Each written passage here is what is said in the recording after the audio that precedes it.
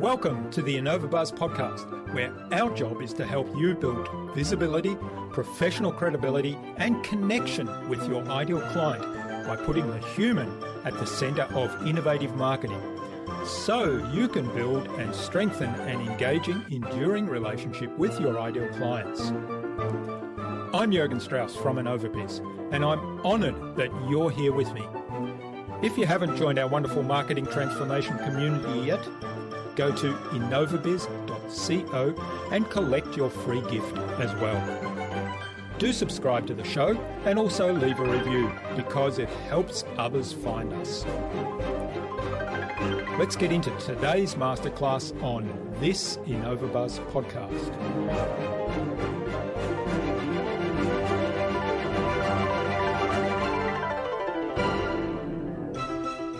You can actually think of sales as an opportunity to listen, to bring your most creative self, to bring some of what you do best to the forefront in your first few minutes. And it's never really about sales anyway. It's really about, wow, that person just understood me. I mean, the truth is we want to go with the person who understands us and who can provide us with a solution.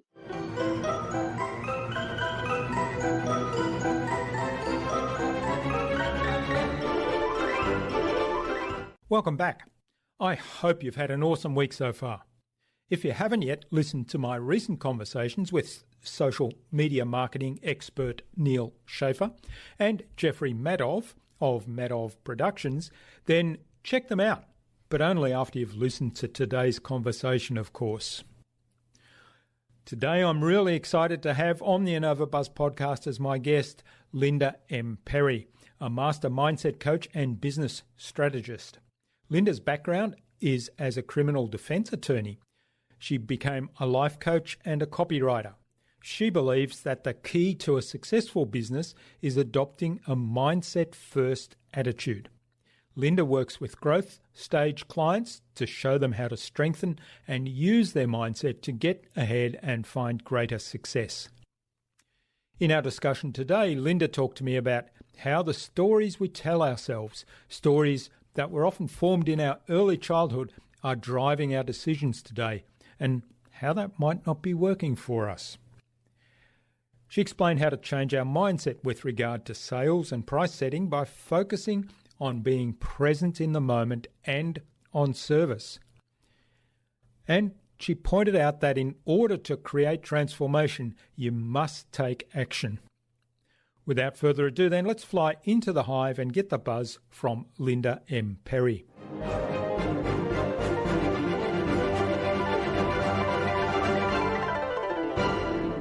Hi, I'm your host, Jürgen Strauss from InnovaBuzz, and I'm really excited to welcome to the InnovaBuzz podcast today from the greater Denver area in the USA, Linda Perry, who's a recovering attorney, as she describes herself, also a master mindset coach and business strategist who believes that the key to a successful business is actually adopting a mindset-first attitude, which I'm really looking forward to exploring today.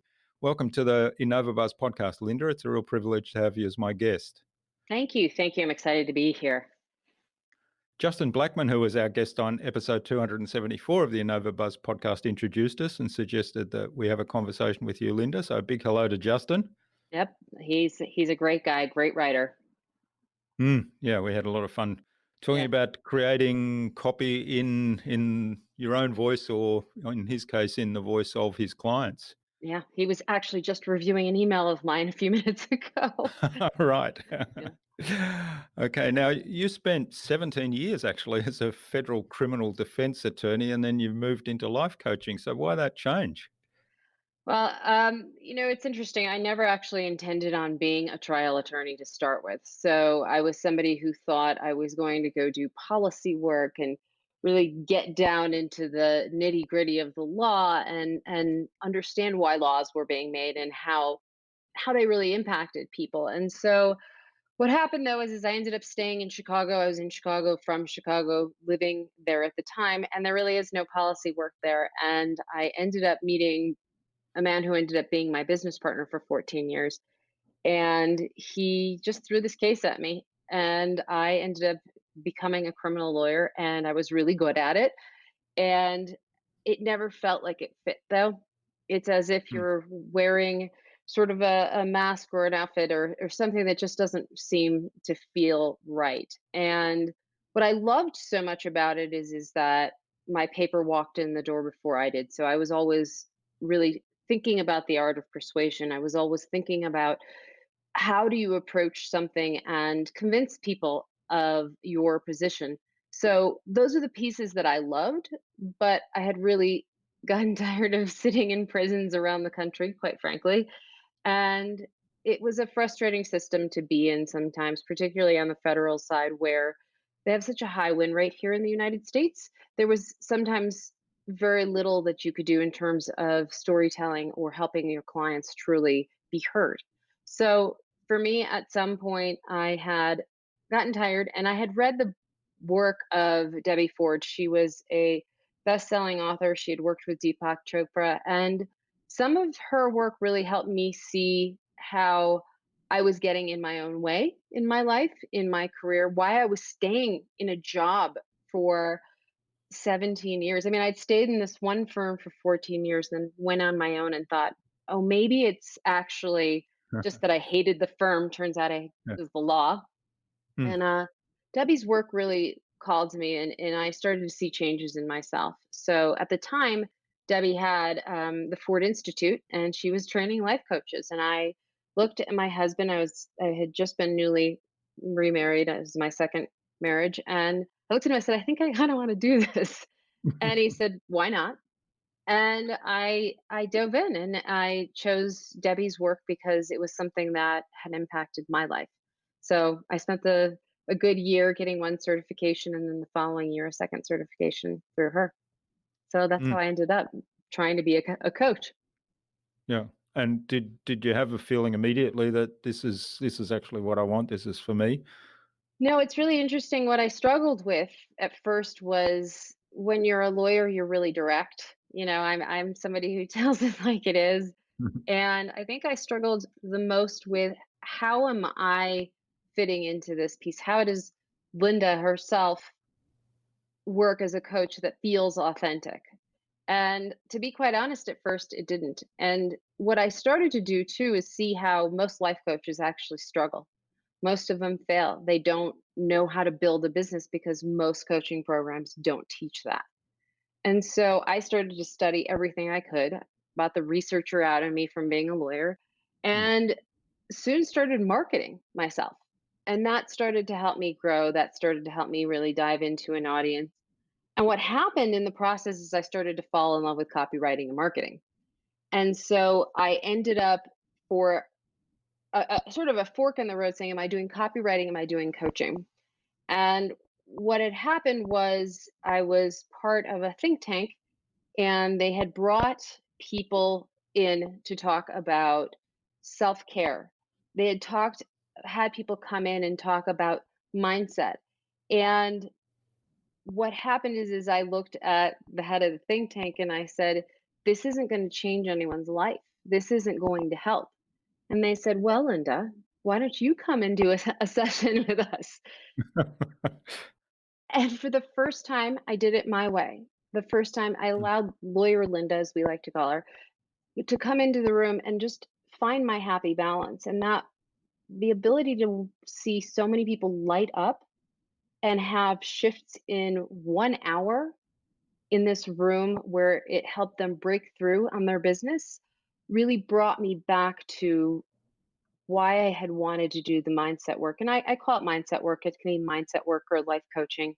It brought me back into why this is so important, and it is a necessary piece of success. And so I think it was at that point, and that probably was a few years ago, because I had been doing a lot of copy probably for several years as well. So I think that was a few years ago now. mm. Okay. And when you did that first session, was that kind of a planned out session? Did you know how you were going to run that session, or did it kind of evolve and suddenly you thought, wow, this is resonating, this is hitting the mark with the audience, and this is what I should be doing? The great thing is I had already coached for years and had done group work, and the coaching I have has a really solid structure and framework anyway. Or at least the original coaching. I've changed the model a bit over time. But it had a structure. So I took one of the sessions that I knew would be really important. And, I love speaking because as a lawyer, you learn to speak all around the country and you don't get scared. And so for me, it was really, I actually pulled together a presentation. But what I think surprised me so much was that people were so willing to go deep, that people were so willing to explore themselves. And in certain industries, and I think particularly with copywriters or creative entrepreneurs, there is a lot of isolation and we work, you know, on our own. We Mm. marketers or a lot of people work from home. We've mastered this before COVID. Yeah, yeah. That I think it was something in that room where they no longer felt alone. And that when I saw that piece, I just said, this is it. This is if I'm gonna pick the 2, and yes, I dabble still a little in some copy, but if I was gonna pick the 2, this felt like it had more meaning for me. Hmm. Yeah. All right. Well, let's talk about mindset. So, how does mindset play out in any business? Or, I mean, obviously, it's not just business; it's across your whole life. But in particular, how does it play out in business? And what was that connection that you found there? It really covers every aspect of business. One of the things, as I mentioned earlier, is that even as a lawyer, I stayed in a job for Mm. 14 years because I was afraid that somebody was going to find out that I wasn't really this rock star, that I was some fraud, right? And I think people can probably relate to this is that when you run a business, when you are an entrepreneur, that imposter complex that we all feel shows up at every stage, right? That's one way that mindset is impacting your business. If you feel as if someone's going to discover that you're really terrible or that you're stupid or you're not good at something, you're going to hold back. You're not going to be, in your words, as innovative as you need to be in your business, right? So for me, mindset is in every stage of growth, right? It's not just for the beginner. It's not in the growth mindset alone. It's not, it surprises people that actually, I had this client tell me this the other day, that as you're climbing up in your business, where you're reaching that intentional business level, the mindset stuff actually gets harder. And so it is always a constant challenge to remind yourself that the stories you're telling yourself aren't real, right? We worry about imposter complex. Mindset comes into play in pricing. This is my favorite place, right? It comes into place in sales. It comes into play visibility. It comes into play with money, right? How do you hold on to your money? It comes into play with your vision. So if you're not approaching your business considering where your mindset is, the likelihood is you're going to fall into a trap quickly and your business will either suffer from some of those I feel stuck, I feel lost, I can't seem to move, I have writer's block.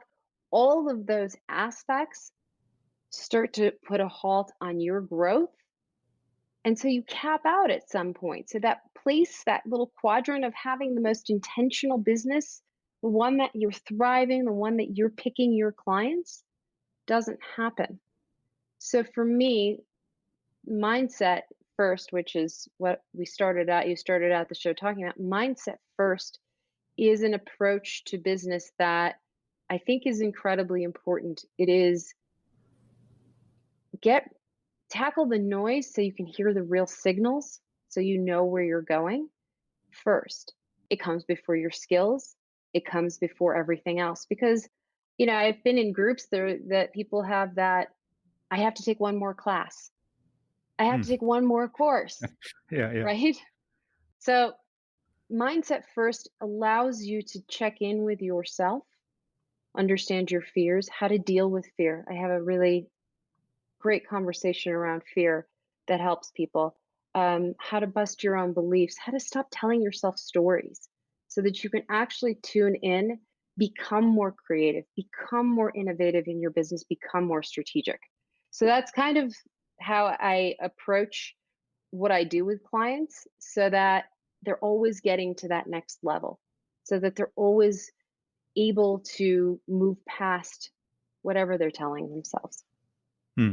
Yeah, well, there's a lot to unpack there, and we'll get on to some of those things in a moment. What occurred to me as you're telling me that, I mean, going back to when you were in your legal career and unhappy, the I mean, we all tell ourselves these messages, right? I'm not good enough. I'm actually, I wonder if I'm going to be good enough in this conversation to bring out the best of my guest.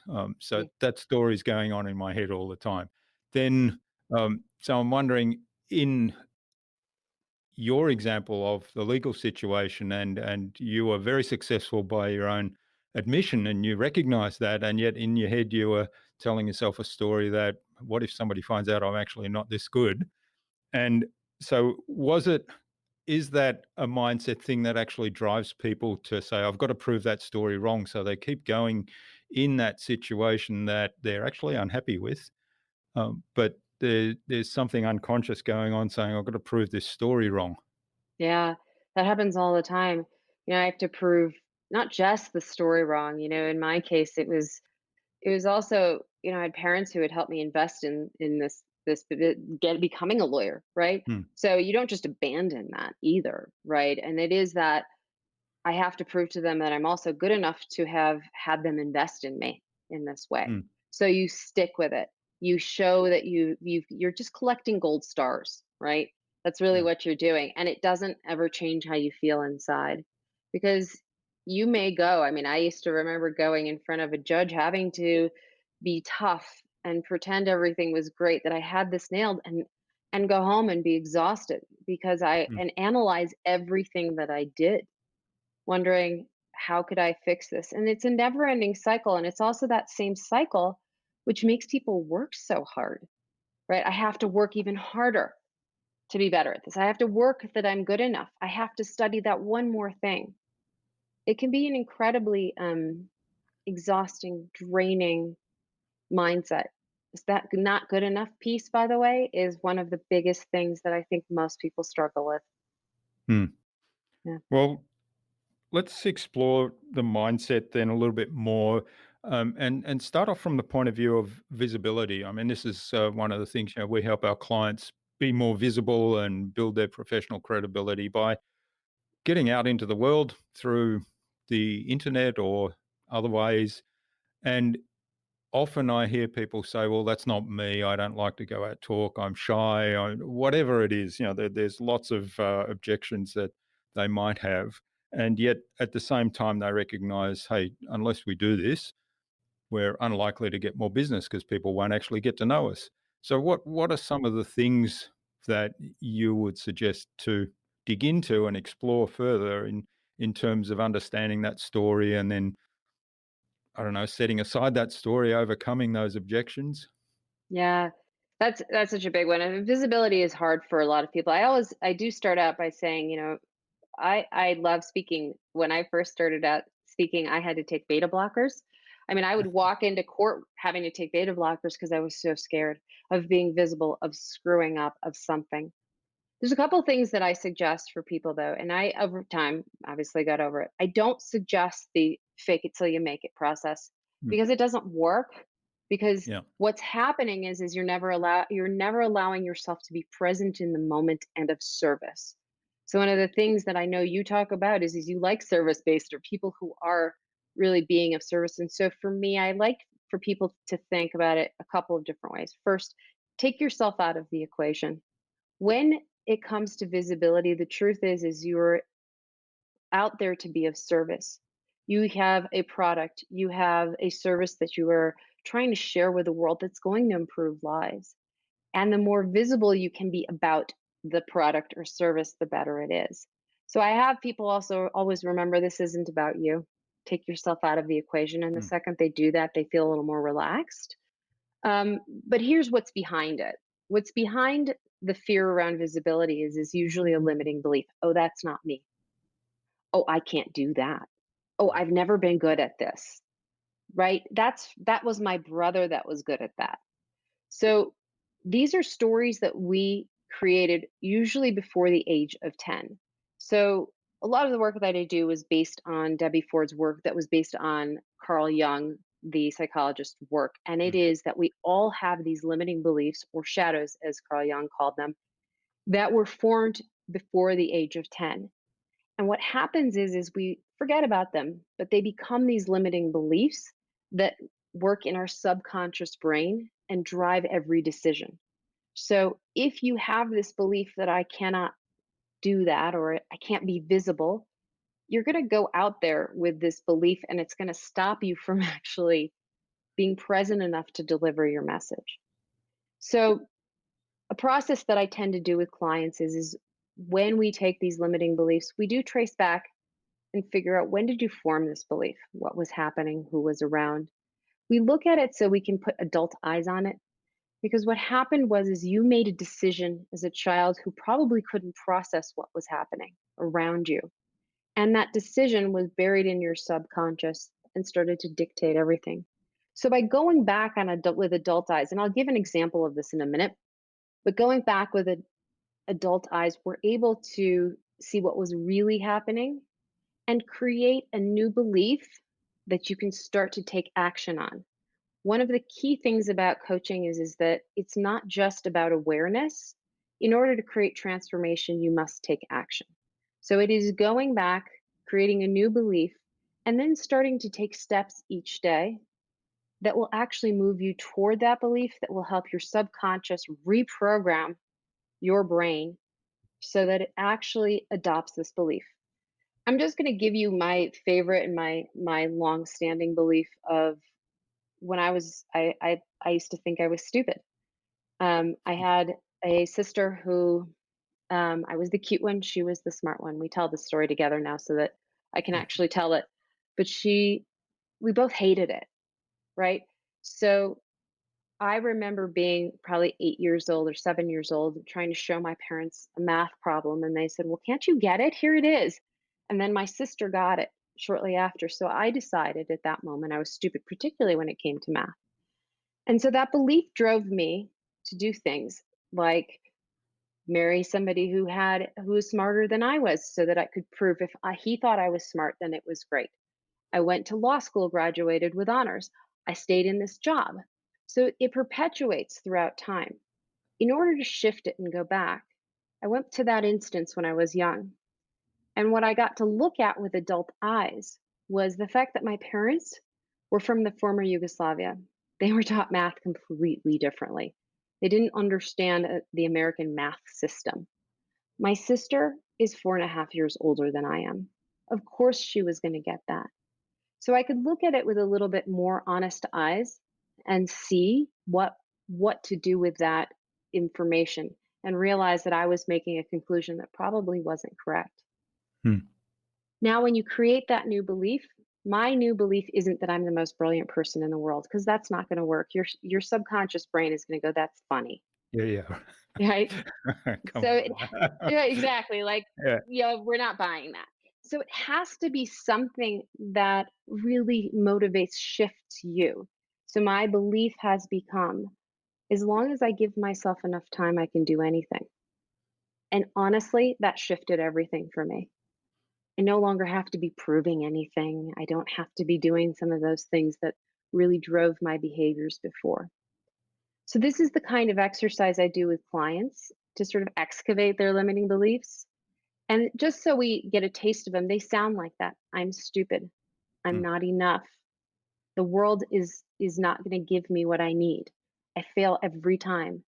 Anything that sounds like an absolute, like that really has sort of all of its roots in the past, is a limiting belief. So it's one of the ways that I say, going it full circle back to visibility. Where did you learn that being visible was bad? Did a teacher sort of say something to you? For me, like, I wear black all the time. It was, as I said, my parents were from Yugoslavia. I had these red salamander European shoes when I was a kid while everybody else is wearing Nike. I will not very often wear color as a result, right? Yeah. But it's that's how your visibility issues are formed. And so it's Mm, go back and look, create a belief that feels safe to you to start saying, okay, maybe it's as long as I, take it one step at a time, or maybe if I prepare for an hour, I can do this. It just mm. starts one little step at a time. Yeah, yeah. Love the story. And it's kind of we have these experiences, and I guess particularly when we were children, because we were very impressionable, that we assign a meaning to that experience. And then we carry that meaning forward. So we don't carry the experience forward, we carry the meaning forward, right? Right, right, 'Cause I exactly. Yeah, because I've got one very similar, and I remember when we unpacked this one with my business coach, I was like, "Oh, I'd totally forgotten this." So it was like I would have been 4 years old at the Yeah, time, and it involved my dad, and, he used to tinker a lot and work, and I used to have to either watch and keep him entertained or help, and he was lying under the car one day, and he said, "Can you hand me a Phillips screwdriver?" Now, at 4 years old, I knew what a screwdriver was, but I didn't know that there were all these different types of screwdrivers. So I just grabbed a screwdriver out of the, toolbox, handed it to him, and he got very angry, flew off the handle, said, "That's not a Phillips screwdriver, that's a flathead screwdriver. Don't you know what a Phillips screwdriver is?" And so, of course, here I was, 4-year-old, so I realized, "Hey, I'm pretty stupid. I'm not good enough here." yeah, And when we started unpacking limiting beliefs, and this is, years and years later, I mean, decades later, and I'd actually, whilst that memory is still there, it was completely out of my conscious mind until that moment. And I thought, oh my God. And so I'd assigned this meaning. And really now looking at it as an adult, I say, well, he was just angry. He just lost his temper because, I mean, I've had situations like that where I've been tinkering with something and something didn't work out the way I thought, and I get very angry and frustrated. And that's what happened there. And he yep. kind of lashed out. Didn't mean anything other than that. And yet No, I carried that limiting belief for so long. yeah, we are meaning making machines, right? Yeah. I mean, we're programmed to take in the world and see what's happening and put it into like those file cabinets in our brain. Mm, And your poor 4-year-old brain couldn't put it into any file cabinet other than, well, that must mean something is wrong with me, or yeah. I'm not good enough. And by the way, I had to tinker with my father the same way. He didn't have sons, so I Right. probably have the same Phillips, flathead screwdriver story somewhere in my memory too. So Mm. yeah, All right. Well, let's talk about money. And money. you mentioned, Yes. I guess, pricing and sales. Let's do pricing first because that's a big one. I think, and I know I struggle with that. I have a service. I know people value the service. I know it does a lot in terms of transforming that person's business or life, even. And yet, when it comes to, well, they ask how much does it cost, and I'm thinking, oh, gee, is that going to be too much? Or I don't think I can ask that much. Right. So, yeah, so how do you approach the mindset there that's going on? Pricing's so tricky, but it's one of my favorite things to talk about with clients usually because I typically find that most people price themselves low. It's just our nature. We don't want to seem greedy. We don't want to seem like we're selfish, that we're somehow money hungry, or whatever the stories we've heard around money are. So we set our pricing based upon how we want to be seen. Hmm. And I think it's a big mistake people make, and it is they start to compare, well, Jane over here charges X, and I don't have as much experience as Jane, so I have to charge less. So again, another belief. Or Joe over there is charging what? How could he be charging that much, right? Or my clients can't afford me. So they can't afford this much. I mean, Jane over here can be charging that because her clients can afford that, but mine cannot. So see the narrative we start. So Hmm. we go into this whole narrative that has nothing to do with the actual pricing, but really how we appear to the world or what our clients can or cannot do. So I often suggest a few things. Number one, if you are thinking about your clients, you are taking too much responsibility on for them. It is up to them to always say no or yes. And not every client is going to say yes. It is something that we all have to learn. If you are selling and actually have a closing rate of 80%, your pricing is too low. Like you have to be rejected half of the time at least. So know that your pricing is decent. So that's one thing I say is stop taking responsibility for other people. We recognize our own power to say no, right? But we don't recognize how other people have that power to say no and take control of their lives. So if you're doing that, it's a great way to be like, you know what? I don't actually have to worry about them. I'm going to price differently. And here's how I want, people to consider pricing. Pricing must always be based on the value that you add to other people's lives. That's the truth. And it is something that we forget. Take yourself out of the equation. Again, this is another circumstance where I say take yourself out.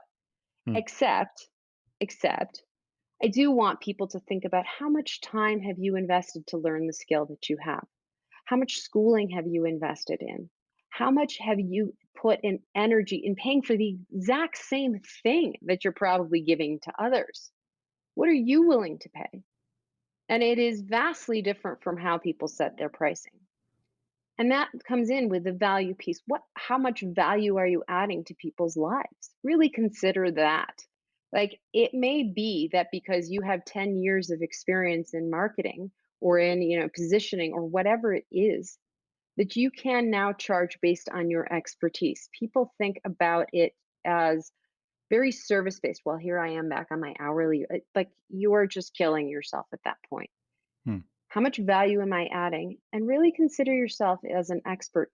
Price yourself from there. It will generally be higher. The other one thing I do to trick myself on pricing, especially like if you're doing a big proposal, this is, for my marketing and my copy proposals, because coaching is really easy. It's one flat fee and I don't have to really worry about it. Yeah. And that is what it is. But for copy and marketing, I want you to think of it this way. Amy Posner, who is amazing in sort of the copy world, she taught me that to sit on your proposals for 24 hours because your chances are that you're going to discount really quickly before you send it out the door and really allow yourself to sit with a higher price for 24 hours because you get yourself comfortable and in the morning you send it out. So I typically try to sit, it's not necessarily 24 hours, maybe 12, maybe a few, whatever you need. But that trick helped me set my pricing just that bit higher. So, and usually it's been fun. So, Hmm. yeah, Yeah, love the approach of kind of looking at. I mean, the key for me is always, what value do you provide, and is what's the return on investment? And I like to, tell people, well, here's the investment you make in working with me on this, rather than this is the price it's going to cost you.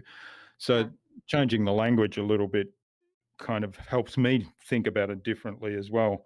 yeah, But then taking yourself out of the equation is a really good one. I have done the sit on a proposal for 24 hours. I've done proposals where I've looked at it and said, well, I'm just going to increase.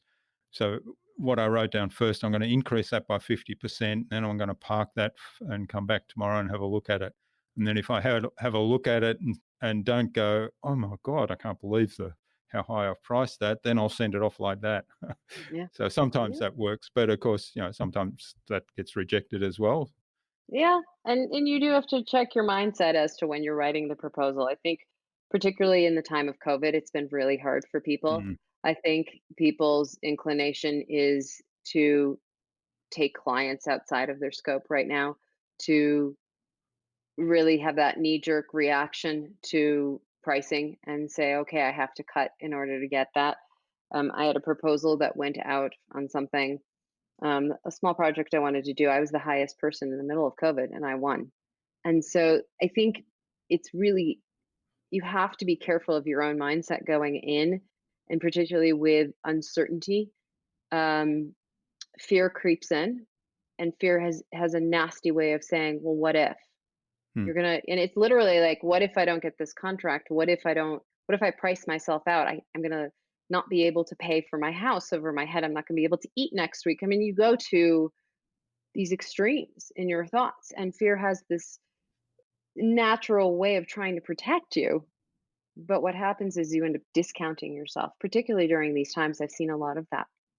Hmm. Yeah, I see a lot of it too, and I kind of wonder because you talked about comparing yourself to others and saying, well, I can't charge as much as this person because they have more experience or whatever.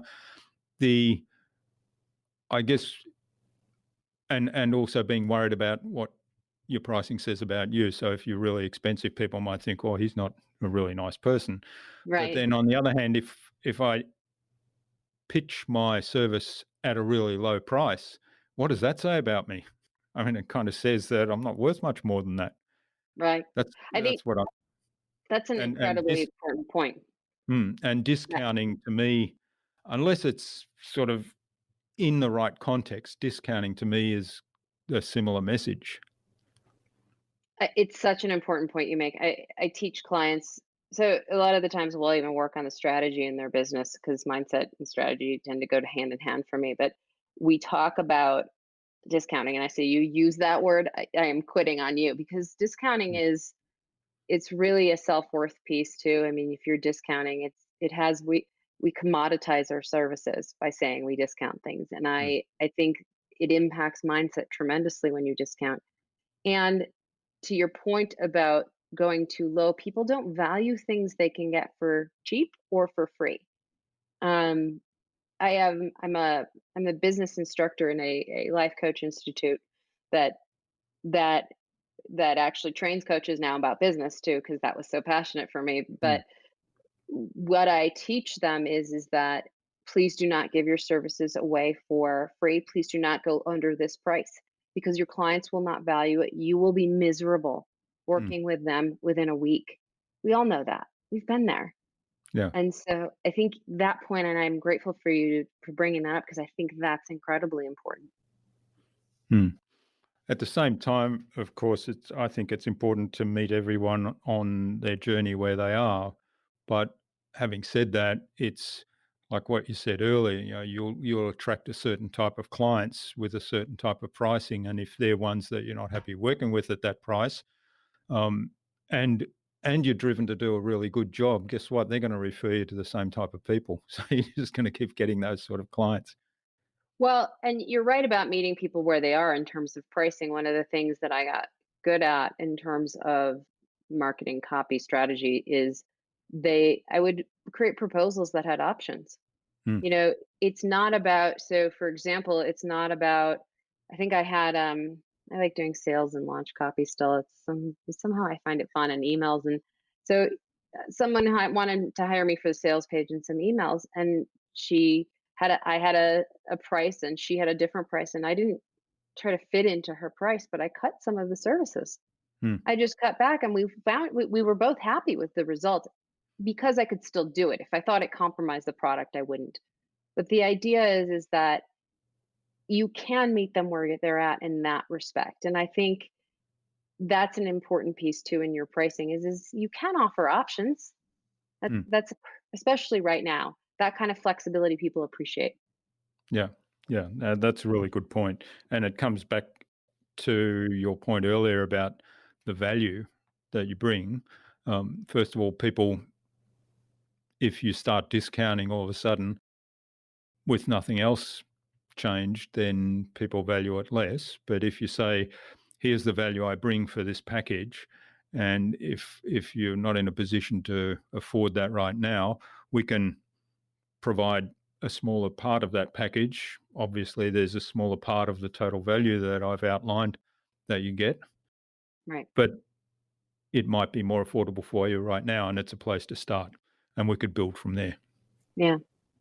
It's a great way to think about pricing because it often allows for you to show up as a trusting partner to your clients that way. So I do like that approach a lot. Hmm. Yeah. All right, now let's move on to sales then. I guess it's kind of related because Yeah. key part of sales is setting the price, but getting out there and actually selling. And I know this is a favorite of mine, Yeah. not. Oh, So what are some of the mindset things that are going on in our mind right now? I mean, the mm, obvious one to me is somebody might say no, and I don't like rejection because I want to be right. liked. I want to be liked too. I hate being Mm, rejected or failing, or, we go to the place of my business will fail if I don't make this sale, right? Like we're just, if we don't make the sale or someone doesn't like us, we're complete losers. I mean, it's a terrible feeling. And I think a lot of us mistake sales for that. I remember when I met my husband, he said I hadn't failed enough 10 years ago when I met him. He said, "You haven't failed enough." I said, "What does that mean?" He said, "You haven't taken the risk of putting yourself out there in this way." And I at first was furious at him, but I keep using that point so that every opportunity to have a sales conversation is an opportunity to fail and learn. And so for me, I used to hate sales so much. I mean, as a lawyer, it was like my least favorite thing to do. And they need you. So especially criminals, it's not mm, a really hard sale. They're in jail. They kind of need you. Um, but I really hated selling. And when I started to think about sales in both the marketing sphere and in both the mindset sphere, I started to think of how can I be of service. My friend Joel Kletke, who's also an amazing copywriter, he has a whole sales program that I like where he said, think of what you can leave someone with on a sales call. Come fully prepared, honor the person on the call with whatever information you can get about them. Give them something that they walk away with, even if you're not the right fit.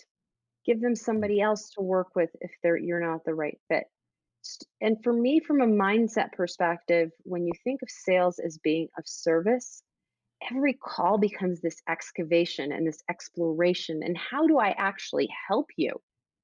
It's not about convincing them that my pricing is worth it. It's convincing them that I'm the right person to solve their problem. Mm. And if I'm not, I'll know that too quickly and give them somebody else. Right.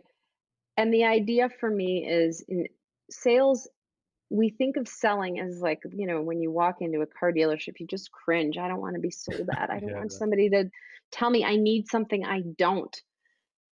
Selling is about listening. When you start to actually listen to people, you start to dive into their problems.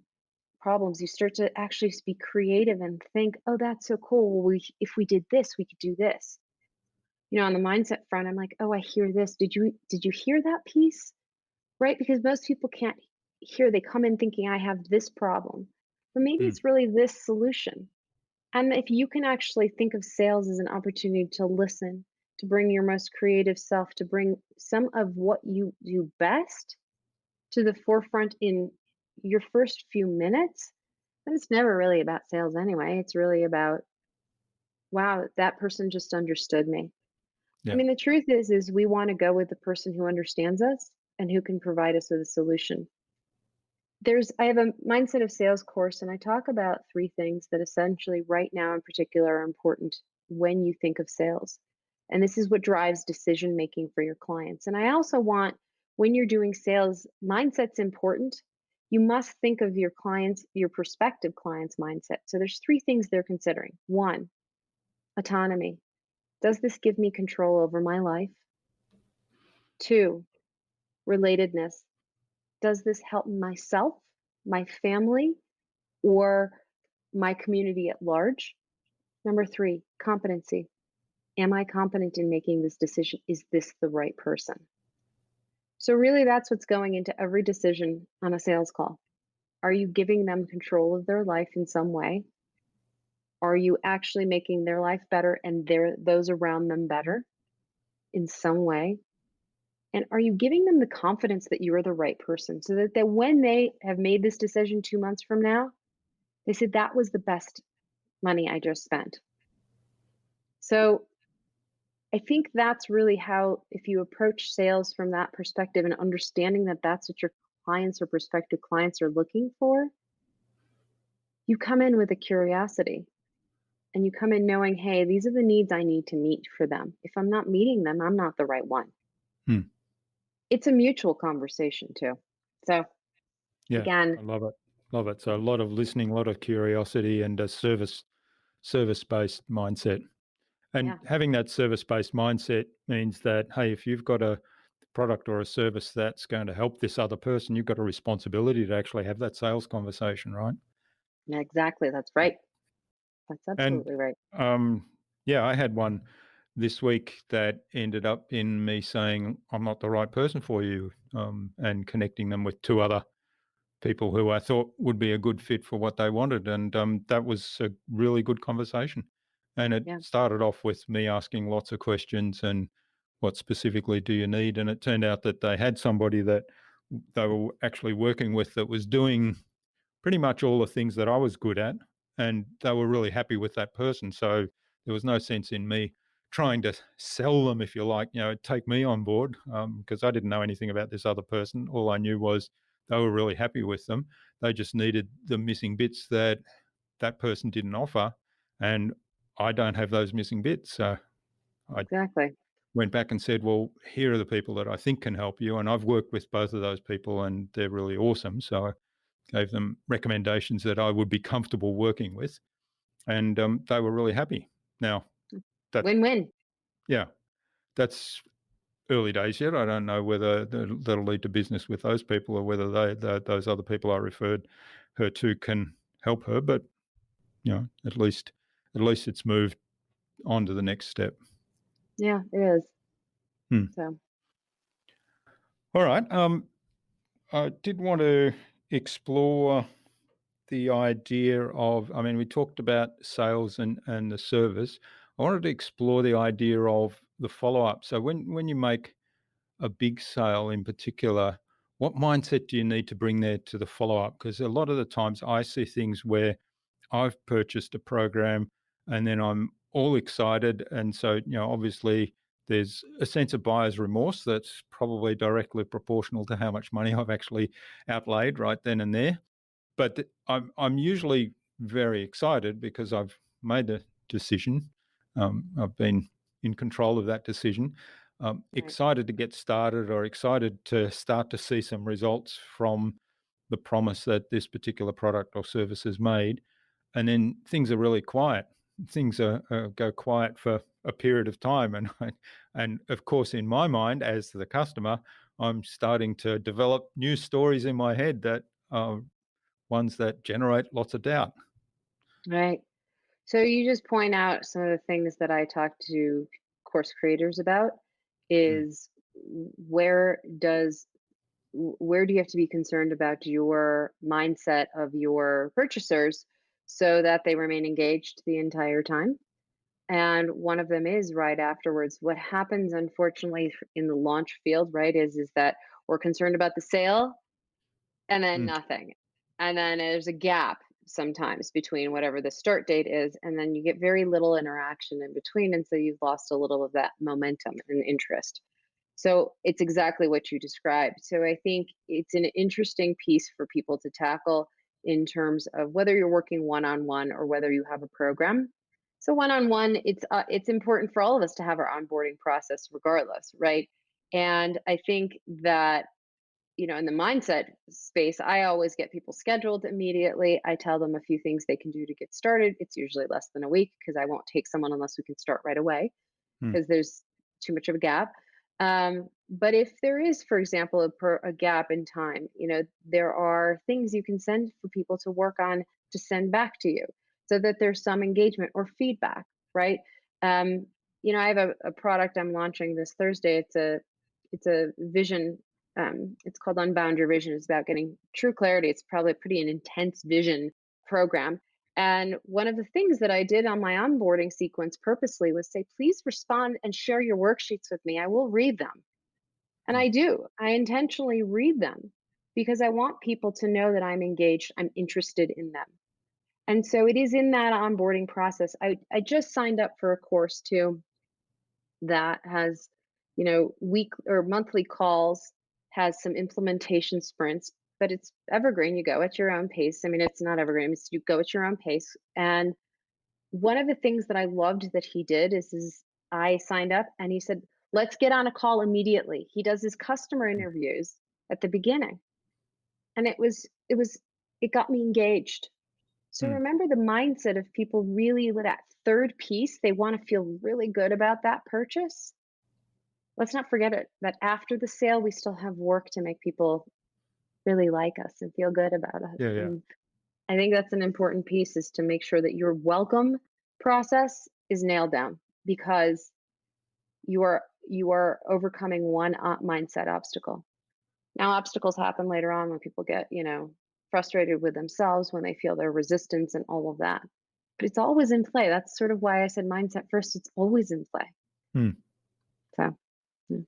All right. Well, this is absolutely fascinating, Linda. I could talk mindset all day, and there's Good eye. obviously a lot of different segments we could unpack there. But I am aware of the time, and I think it's a good point to move on to the buzz, which is our Right. innovation round. And there's probably lots of questions there that can have mindset first answers.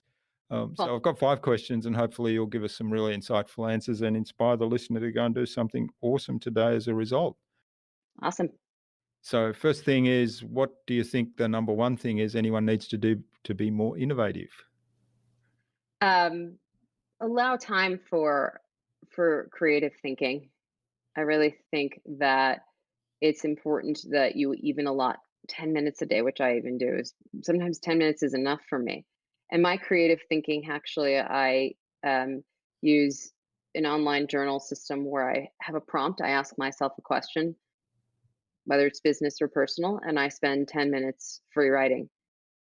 I have a sort of mind body business approach to my life where I read first thing in the morning, then I do my free writing, and then I go to the gym. And while I'm at the gym, I'm listening to podcasts and marinating on what I wrote. So for me, innovation really starts with giving yourself the opportunity to think beyond the shoulds, the have tos, and the to do list.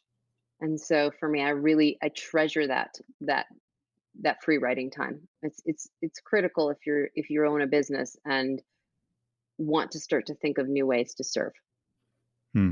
Yeah, I love that. I love the environment you put it, enclose it in as well, to have a routine around it where you kind of do the writing, but then you reflect on it later on, and in the context of maybe a podcast that you listen to, where other things will trigger thoughts related to what you'd written previously. That's great. Hmm. Okay, now what's the best thing you've done to develop new ideas?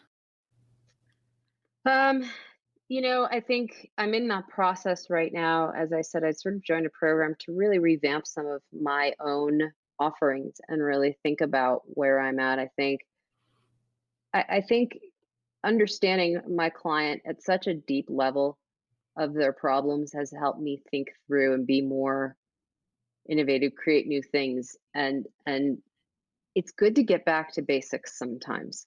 I think we take for granted that we know who we serve and what their problems are.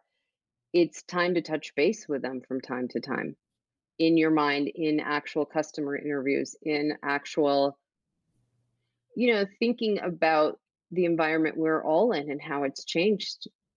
I think with this whole COVID thing shook a lot of people up. And in fact, I've used it to say, how is selling different? How am I creating something that's different? How's all of this really impacting people? So I think that's the environment I put myself in to create something new. Hmm. Hmm. Mm. Yeah, that's really great advice. And checking in with customers all the time to see, is my understanding of my ideal customer still relevant, or do I know enough? And as you say, with what's going on right now is sort of drastic changes in the external environment that impacts all of us. How's that working for my clients? Exactly. Hmm. All right. Do you have a favorite resource that you use most often? Trying to think for a favorite resource. God, other than my thesaurus. No, As a I mean, copywriter, yeah. right. Or even my own emails. I like to, Hmm. to do that. But I think, um, on the copy resource, but always for my skills, I go back to Joanna Weeb and Copy Hackers is wonderful training for writers. So I go back to that as a resource. For I think that's always it's a good way to triple check even in my own writing to my own list and to my own sales pages and to all my own marketing. It's just a good resource and it's like a library of lessons always. So I go back to that quite a bit. Hmm. So yeah. All right. Well, we'll have to check that out in some more detail. Yeah. Now, what's the best way to keep a client on track? Haha.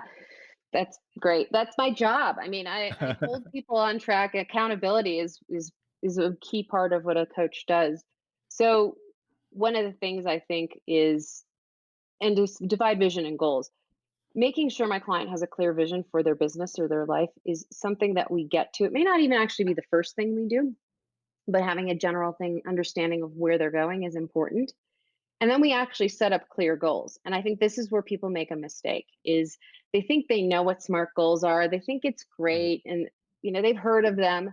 But where people get really tripped up is that I really hone in on making sure every weekly task, because people have action steps that they have between the week that they talk to me, that the action step is so crystal clear that someone looking in would understand exactly when they're going, what they're going to do, when they're going to do it. Is it realistic, which is where people fail all the time? And is it achievable? Does it rely on someone else? Do you need an act of God, right? So the two places the way I hold people accountable is I make them create these action steps that are so crystal clear and realistic. If I see something in a client that says, hey, you just decided your website's going to be done next week and you haven't even started it. I mean, that's an Mm. extreme example, right? Yeah, But bit can we break it unrealistic. Yeah. down, right? Mm. And so accountability is, and I will say this, most people get a coach because they can't be accountable to themselves. So Mm. my job is to teach them how to value themselves enough to create disciplines and structure to be accountable to themselves. So if you can't be accountable to yourself, find someone because it's someone who scares you a little bit. So it's the fastest way to stay accountable. Mm. Yeah, and public accountability is a really good one in that sense too. As I remember earlier this year, I like to do these long bike rides, but I was looking at this one that I'd done for years and years and years, and it was 100 kilometers. And I thought, well, 100 kilometers, that's fine. But they'd put on a new one, which was 100 miles, so 165 kilometers through hills. And they added the extra bit that they added on was really serious hills. And I hadn't done much training and I was kind of humming and hawing. I was committed to do the event itself because I love to do it because it's a big fundraising thing for cancer research and I love to support them and it's always a fun event. But I thought I should challenge myself. I should do the big one. And then I kind of was humming and hawing because I knew I wasn't fit enough to do it. And Yeah. one day I was having a conversation with somebody and I just blurted it out. I said, I'm going to do this event. I'm going to ride 165 kilometers, whatever it was. And that was it. From that moment on, I sort of, there was no question in my mind. I was going to do this. Now, I did the event. There's another story around that because it was quite a challenge having actually not trained enough for it. Yeah. But yeah, that's, I just thought, well, it's interesting. The mindset actually changed quite significantly the moment I made that kind of public announcement. Yeah. It is. It's huge. I mean, if Mm. you can make a public commitment, that'll motivate you. Yeah. Yep. Yes, because then there's the story going on in my mind is I don't want to look stupid, and Yep. people come Not back and say, "Well, stupid. you said you did. You said you're going to do it, and you didn't." Yeah. Mm. True. Yeah. All right. Now, what's the number one thing anyone can do to differentiate themselves? I think this is in the mindset space, it's so interesting. I faced that issue, right? How do I Mm. differentiate? And there's so many beliefs around coaches. And I think it's really understanding yourself and what you do best, and I think it's really understanding and appreciating your skills and not being unafraid to share them. I mean, I am tenacious. I am direct. If I joke that I'm practical woo. I love woo things, but I'm going to be really practical. If you're looking for something else, that's not me. And I think we think we have to differentiate ourselves by, just being different from somebody else. It's not about anybody else in that respect. This Hmm. is where you get to put yourself back in the equation. This is about looking at yourself and your skills and getting past your stories about sharing them. If we're told not to brag or boast or whatnot, to differentiate yourself, you got to dig and look at, what am I really good at? What am I better than others at? And so go there. And sometimes don't be afraid to combine odd things. Hmm. A lot of people don't think mindset and business strategy really go together, but for me, it's perfectly natural. And so I own that. Yeah. And so it actually makes me slightly different than others, not because I was trying to be, but because I understood how I can serve. Hmm. So Yeah. So it comes back to how you can serve, but also I think always, the self-awareness bit is really big there, and I mean that sort of comes back a lot to mindset there. But if I read through your background, I mean criminal lawyer and copywriter and now mindset coach, I mean there's three kind of boxes or categories, if you like, there that not many people would have together in one space. And then there's lots of things I know in my own work. There are so many things that I just do without even thinking about them, that I totally take for granted. In fact, they're so deeply embedded in my unconscious that I'm not even aware that I do these things. And yet I'll have people watching me sometimes and they'll go, "Oh, wow, how did you do that? Oh, that's amazing." And I say, "What? yeah, What?" So we often have these things that are of huge value to other people and we're not even aware ourselves that we know that we have that skill, that we know how to do it, and that they're of huge value to somebody else, because not everyone knows how to do that. yeah. And you have to look for the connections. I mean, Mm, you do have to look for, what is it that I've done in my past and how does it connect to what I'm doing now, to really share about what makes me unique. For example, I mean, the fact that I was a lawyer sometimes gives me credibility, but the fact is all three are tied, because I like to give people their voice mm, when they cannot. And that includes coaching. I give them back their opportunity to find their own voice, their confident voice, so whatever. It's all three. That's what have done. And so if you find that, that helps you sort of go, oh, that's what makes me different. yeah. Don't be afraid to look. Mm. And also that gives you, I mean, those connecting the dots exercises I think are really powerful, and it gives you kind of a sense of, oh, so that's what drives me. Yeah, it And really does. yeah, and also then what else is there? How else can I do that for people? Yep. Hmm. All right. Well, this has been fabulous, Linda. Now, where can people reach out and find out more about you, and maybe even get in touch to say thank you for what you've shared today? My website is lindamperry.com. You can find me there and connect with me. I also have a free guide that I give away, lindamperry.com/the-guide. It's a guide to how to put mindset first into your own life. So those are kind of the ways. I'm on Instagram at Linda.m.perry. I'm always on LinkedIn. You can find me, Linda Perry, on LinkedIn. Those are my two favorite platforms, and I am pretty active on both. So please reach out. Have any questions, I answer them. Feel free. All right. Well, thanks, Linda. And we'll post links to those in the show notes so people can click straight through and they can check out the guide Wonderful. as well. Yep, wonderful. All right. Now, do you have some parting advice for our listener today? Don't try to do everything all at once. Mindset is really about, I like what he says in Atomic Habits, the book. Mm, It's really about being 1% better today. That's it. That's really all that it takes. It's a lifelong process, and it can be really fun. yeah, yeah. I'm a big fan of James Clear. Me Um, too. yeah. All right. Now, finally, who would you like me to chat with on a future InnovaBuzz podcast, and why?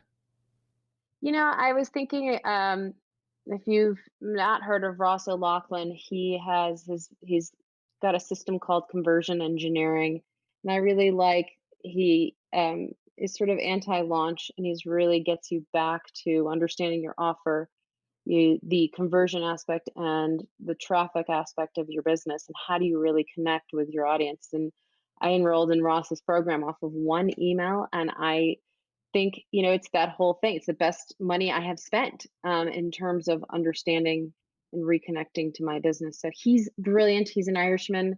He's just so much fun too. So I really enjoy the intensity with which he comes to his business and helps people get out there.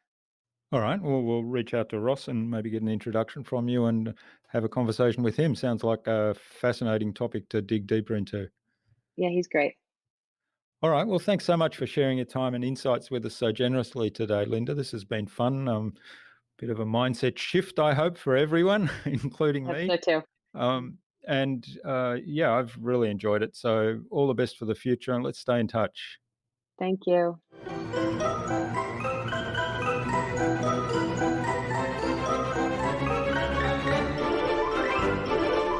I hope you enjoyed that engaging and insightful conversation with Linda and took something away from what she shared with us today. Linda's focus on service and transformation and making a difference by changing your own mindset first were the highlights for me. I'd love to know what you took away from Linda's episode. Leave a comment below the blog post, which you can find at innovabiz.co/Linda M. Perry. That is LINDAMPERRY. All lowercase, all one word, innovabiz.co/Linda M. Perry. You'll also find contact information for getting in touch with Linda there, as well as links to her website, her Mindset First framework, her social media pages, and the other resources we spoke about in today's conversation. Linda suggested that we have a conversation with conversion engineer Ross O'Loughlin on a future InnovaBuzz podcast episode. So Ross, keep an eye on your inbox for an invitation from us to the InnovaBuzz podcast courtesy of Linda M. Perry. Tune in again to the next episodes of the InnovaBuzz podcast, where we've got even more fantastic guests lined up, including founder of the Australian organic food company, Adrian Sester, and behavioural economist John Howe. Thanks for listening to this episode. Make sure you subscribe to the show to be reminded of new episodes. It's free to subscribe. Leave a review if you like. Even if you don't like me, I'm okay with that. I'm asking you to leave a review because it helps other people find this show.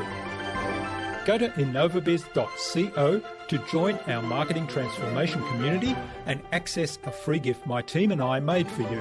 It's the Marketing Master Mini Class. We want to give you everything you need to transform your marketing into a human-centered, relationship-focused growth engine. Until next time, I'm Jürgen Strauss from InnovaBiz.